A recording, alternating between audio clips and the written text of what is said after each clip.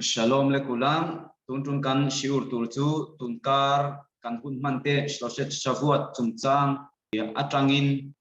akhai khom angren timaila khai khom nan ti lema a ol samzongin engkenge kan mishing nun hetiang hun lai hianin kan rilru kan putphung tur niang ti kha kan shiur turina tumber chu ni sela chuanin Israel fate lusu na kan nei thin te chong hei ni kan nei thin song song te hi temple chiat na ne na in kung kai na nei te ni veka Jerusalem temple ti chiata wanga kan lusu na kan nei hun te hi a thonin kan liam tir turani lova kan lusu na ten zia nei the na tur chuanin Israel fate thil sualti kan ngai tu ngaya lalpa pathianin Jerusalem temple min ti chiat sak chan sang kan zir thin te kan ngai to ta na ngaya chuanin chu sual kan mahuna lo om to kan hun liam to lo om to chu sual lo bo chiat to thina wanga temple chiat chan te kha siam that khatiang ang nun sual na Israel fa te lo tluk to thin na nun kha siam that kan tum turania kan tura mi thiam ten kan inkara Israel fa te inkara in huat na oma wangin lalpa pathianin kan temple min ron ti chiat saka Israel fate chiata wanga misang tu te moina tai ta sate mo midang in anron ti chiat na khachu pusan ise chu tiang anga a chiat na turata na thutluk na nei tu chu lalpa pathian ania soitongin kan tura mi thiam ten kan inkara in huat na oma wangi lalpa pathianin kan temple min ron ti chiat saka tichuanin he khovela nam dang hnuaya saltan khurlutin boy ni in min hot dara lalpa pathianin tichuanin tu wangchon lalpa pathianin kan sualte min ngai dam sela Jerusalem temple pathum na che minron sak le se kan ti ni chuanin kan inkara Israel fa te mitin te inkara in mangai ton na nun kan nei angaya mangai na kan in pek to na ngaya chu kan ti ma ko ni boka chu wangchuanin engtinge kan inkara in ngei lo le in huat na lo om pal thei thin te in rem lo na le hetiang in surha na tur ang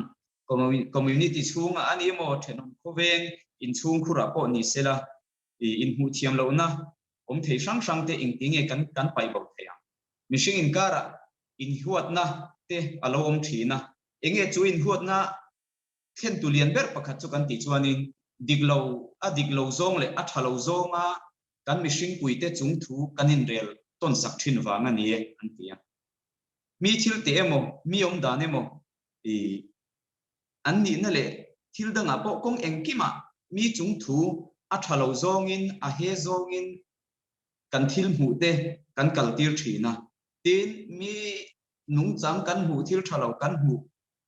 a thalo zong ni anga kan ngai te a thalo kan hu ang khanin ngai to na kan seng zui thina chu kan ka tangin kan huang kha kan lo soi chuak le mai pal thina chunga wang chuanin Israel fa te inkara in ngei lo na te in elrel na te alo om chho ta thina ato pa chuan lalpa pathian rong gon na koma mi pui kan lo chau zo ta thina tu wang chuanin Mishna in engtin nge soi mi zong an chung thu a thazongin rel sakro atia chu Mishna ina pirke votina asoi achu mitinin zong tumin thei patop soilang chuanin kan inkara in huat na lo thleng le pal thei te lo thleng pal to thin te in do na te le in hu thiam lo na sang lo ong thin te tiang ang zong hi akiang mai turania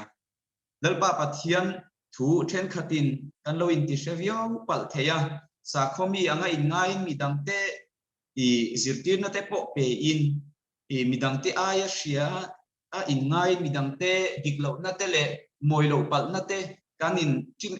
pal thei thina ni chu chung zong chu sa khomui te nung chang tur ni phung dan tur Israel fa te kan ni phung tur niam ti kha kan ngai to angai ta midang te in khom thangin midang te trong trai velo han ve ngal mai ang chi te mo han soi sel te a khaya man renga ati lo mai ani chuan lama siam mai ani yang zonga ngai to na han ni ngal mai ang chi te chu vì sa không mi tên na cắn nung cung tu lệ cắn ngày tuần na trong na cắn hol bầu tu cắn bay bầu tu ra nia mà ni soi sel bầu ang mai in na in mi dang te soi sel na tu mena khovela khating na mit len kha athiang lo wala ni chu thì tiang mi te hi sa không mi te dan tu ra ni lawa soi tu angin thì pathian thua in ti te nung chang tu ra ni lawa Israel fa te dan tu en ti kong zo mai thì anh đi đâu qua là cái soi tuang in at hazong in mitin te chung thu in real sakturin mishna ina minzir ti rang khanin thei to kin in ti chak kan tu manga khatenga midang tem pangai thei turin midang te an that lo na te an chak lo na te a che zonga el rel zong le an ma ni chak lo na tur zonga trong ka chua nei lo turin kan phim khur anga yanga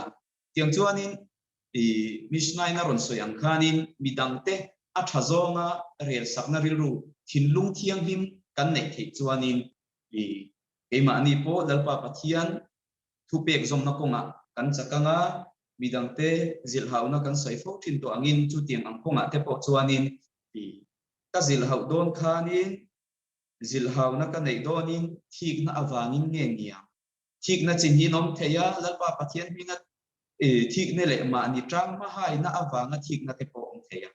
chung chu eng tiang angin nge kan ril ru aron tho thin midang te kan veilo tok tura ni lova amai ro chu midang te kan vein dan te midang te mason na tur kong nia kan ngai to kui na kong a ko ni se ka thik na chete a omem ti kha kan ngai to ngaya ril ru thiam mi ta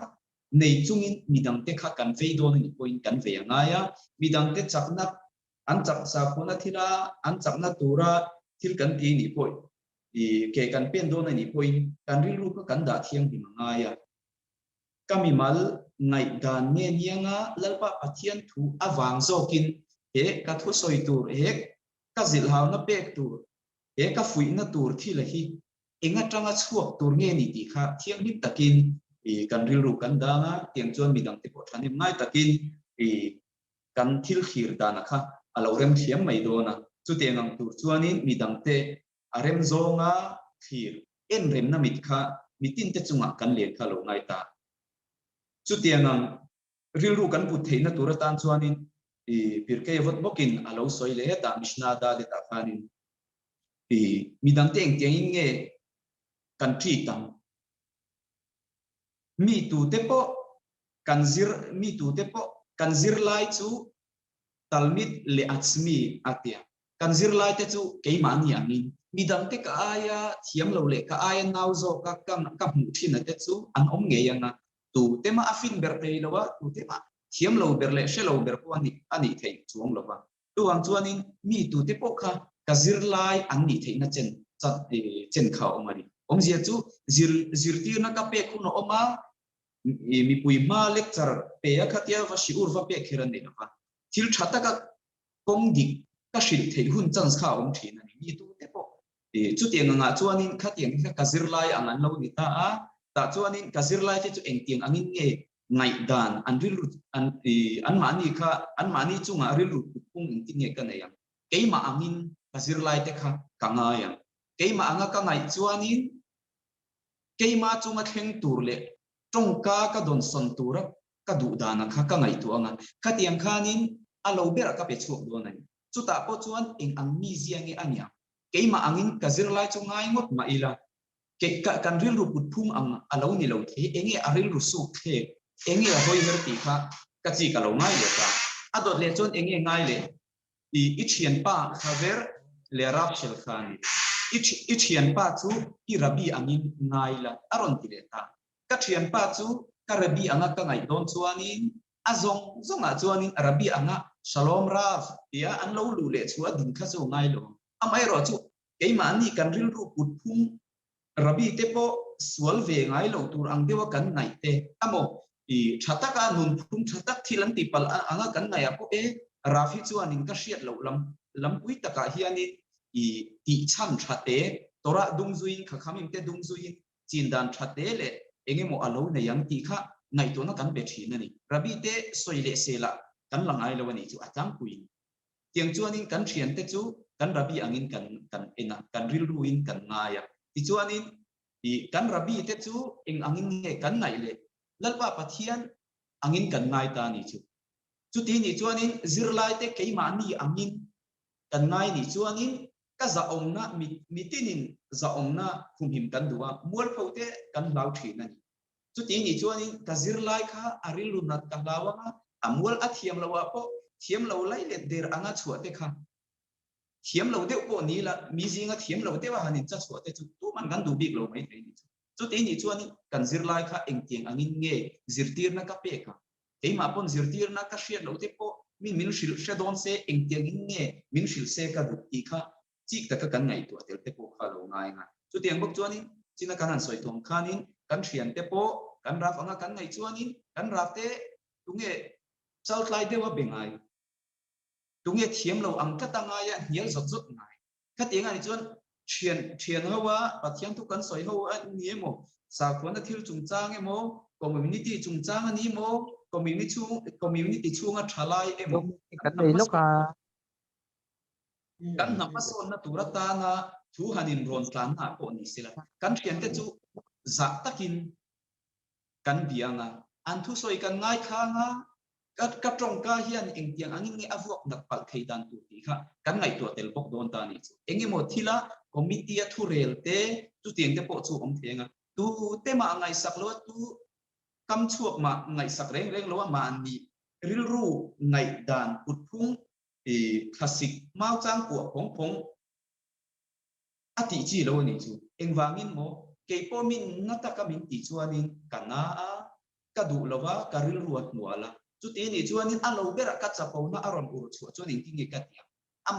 a huat ve nge tu re mo khanin trong kam chu ka nei le mai do na ni chu tiang chuanin i mishnai na lo so yang chuanin mi tu te po ril ru thiang him tak kan puta mason na rabi ke pen tura kanin du ni chuanin chu tiang ang chuanin i mi chunga ril ru a thazogin kan puanga kan zirlai te ke mani anga kan ngai thaya kan thian te kan rabi te ang hiala an chunga ril ru thla kan puta kan rabi te po lalpa van pathian kan tri kan rabi te chuak kam chuak zirtir na te voinia kan ngai kha ka thata ka kan pen kan doa i zom na lama kan tlan chak chuanin mi tu te po kha en rem na milin mitin kan lo en thei tonga tiang chuanin i thiang lim takin rilru kan puanga mi chunga rilru a thazongin kan lo puanga atopa chuanin lalpa pathianin khatiang che mi te chunga i midang te chunga ka rilru tha ka putang che khanin ka chunga rilru tha huin i mal som na in min lo vu don ta a thazongin lalpa pat midang te e chung thu ka rel sak chuanin a thazongin ka fel lo chung po in ka tling lo chung po in lalpa pathianin ka chunga ro rel na za ngai thei lalpa pathian ani ang khanin mi te chunga za ngai takle i mi te dom kan du na ril ru pu chung le an tharau nun khoi poi pal thei lawa an tharau nun dom san na tur pong ngai tu mi ka ni chuan lalpa pathian poina khatinga mi chak lo te ka dom kana mi har sa te chunga ril ngil ka puta mei thai te le pa nei lo te mit ma ni aya fing lo zok te ti sathila chon lo ho sa zo ko an ni thei khovel zirnas ko nga chon an lo sang zo ko ni thei chung zong te chu pathian thu a tha kong dik judaism sa khuwa von na dan kong mitzwa le halakha te kalo hriat zo ka ni awanga ka nuai chia kha athiang lawa i dim doi takin ka puang ko a thanem ngai taka an mani chung thu rel na ril ru tha le chiang lim pu chunga an mani chunga that chuana ka nei chuan lalpa pathian po in mi tu te po kan lo fel zo tok lo thina wangin kan fel zo lo chung po in a za ngai na chu tu te po in mi sual le thalo ber po in lalpa pathian chu za ngai thaya ni na lai taka hianin kan pong nek ta thina pong nek lovin lalpa pathian chu za ngai thaya ni na chu tri tak chunga aza ngai na te kan dila ami ngai dam na te kan dil huna lalpa pathian za ngai na le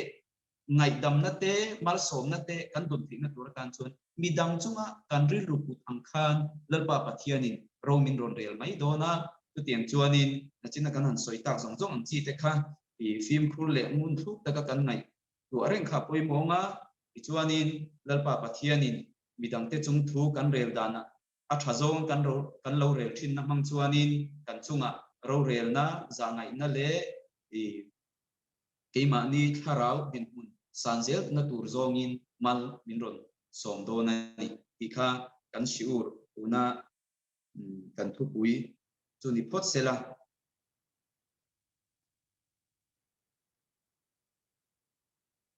dot le chuanin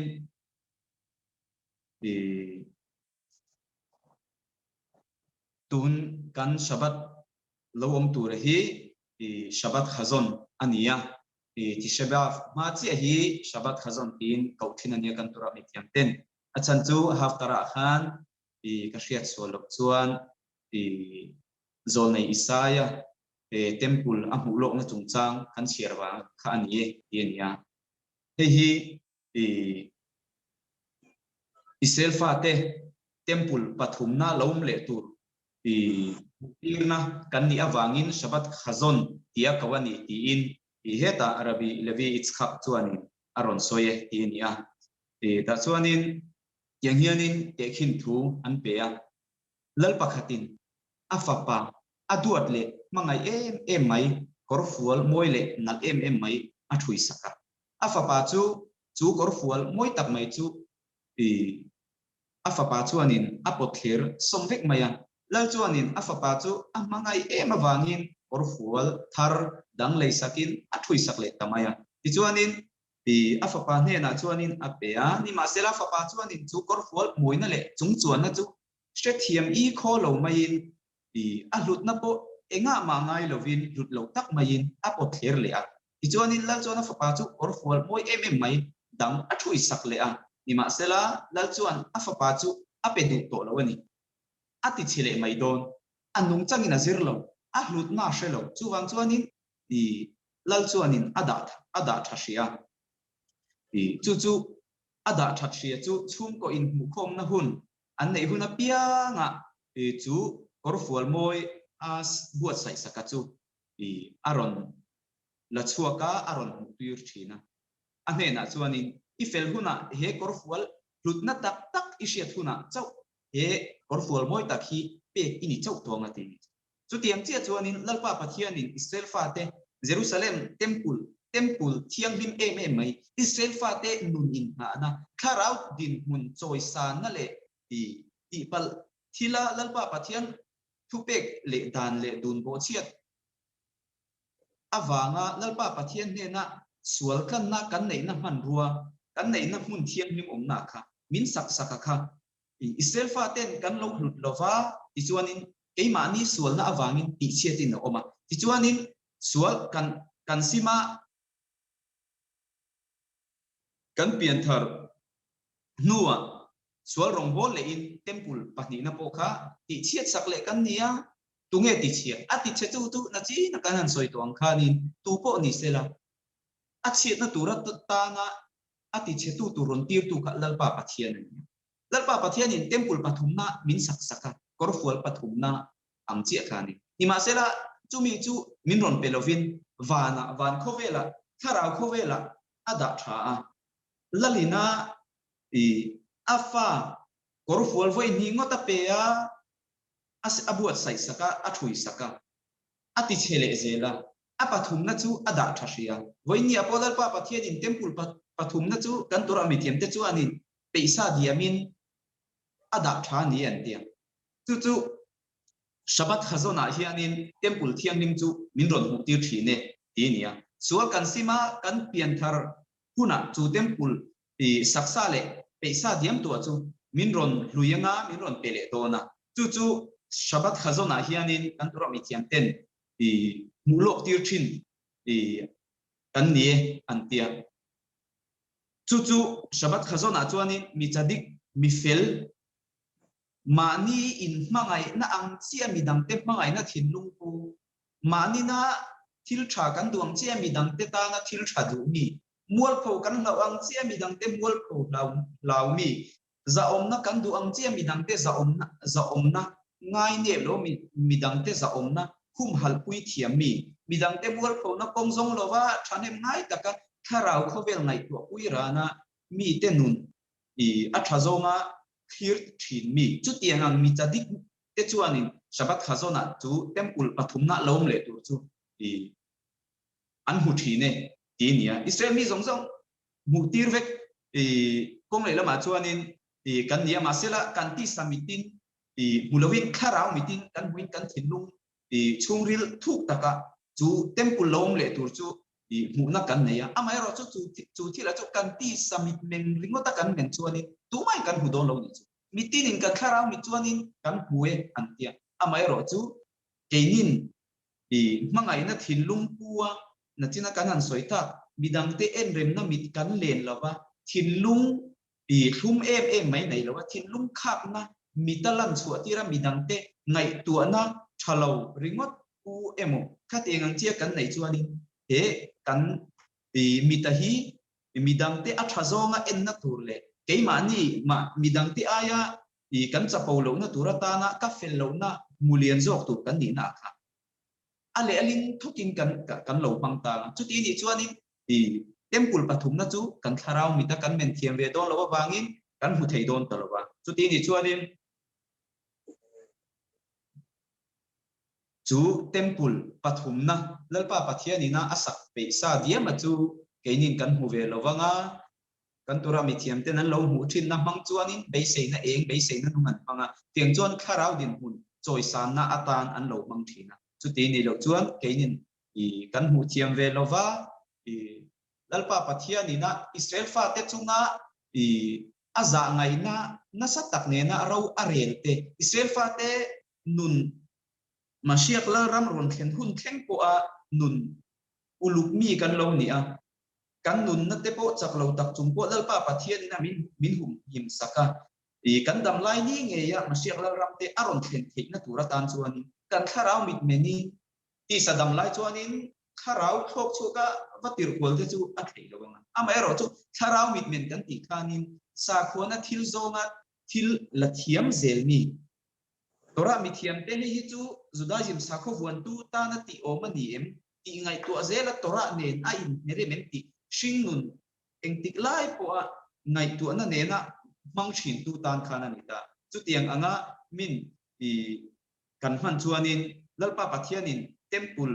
i chiata wanga kan lu sun na le i tra na ahuna kan lu sun na akha chu tiang anga i kan kharau mit mena temple peisa kan hu thiam chuan lodin le mai tur kan don le mai tur ro pui tur zia le chung chuan tur zia te chu mi manga lalpa pathian rong bol na kan nei chua thei dan tur chung chuan dan tur te kan suang chu thiama chu mi kan ma ba ani zia le chu mi manga kan kharau din hun san tur zia te kan din ngai kan le dan tur te a hlut na te she chunga tun kan hun man lai mek i lu sun na hun temple chiata wanga Israel fa ten lu kan sun na te i yang lim tak le kulmuk taka ngai tua chunga i ma ani nung chang in siam thatna kan nei chuanin kan nam lai ni ngei lalpa pathian temple thiang lim chu aron din lenga mangai na awangin tu te po in en rem na kan nei na hang chuanin lalpa pathianin kan chunga ro rel na atha zonga ron nei kan dam chung hun ngei hianin tan na fam kim chu i min lo thentir thei don ani tu tiang chon lalpa pathian mal so na ko kan chunga kan thing chevro se alo me